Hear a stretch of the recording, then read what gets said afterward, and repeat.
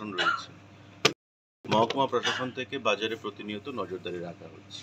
আলু পেঁয়াজ অ্যাকচুয়ালি এটা এগ্রিকালচারাল প্রোডাক্ট, এগ্রিকালচারের দপ্তরের অধীনে আছে।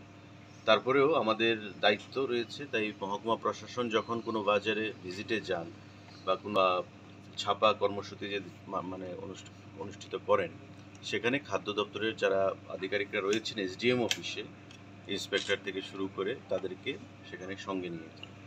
তো প্রত্যেকেরই একটা বদ্ধমূল ধারণা রয়েছে যে আলু বলুন, পেঁয়াজ বলুন বা সমস্ত ফুলকপি বলুন, এগ্রিকালচারাল যত কিছু জিনিসই রয়েছে, যদি দাম বৃদ্ধি পায় তো খাদ্য দপ্তরের সেটা এখতিয়ার। এটা আসলে আমাদের এখতিয়ার নয়। আমাদের এখতিয়ার হচ্ছে অনলি পিডিএস আইটেম। তারপরেও আমরা এখতিয়ার বহির্ভূতভাবেই অনেক সময় যাই, যাতে করে এই যে ইনফ্লেশন বা রেট যে বৃদ্ধি, সেটাকে কন্ট্রোলে রাখা যায়। তো সে বিষয়ে আজকে আলোচনা হবে।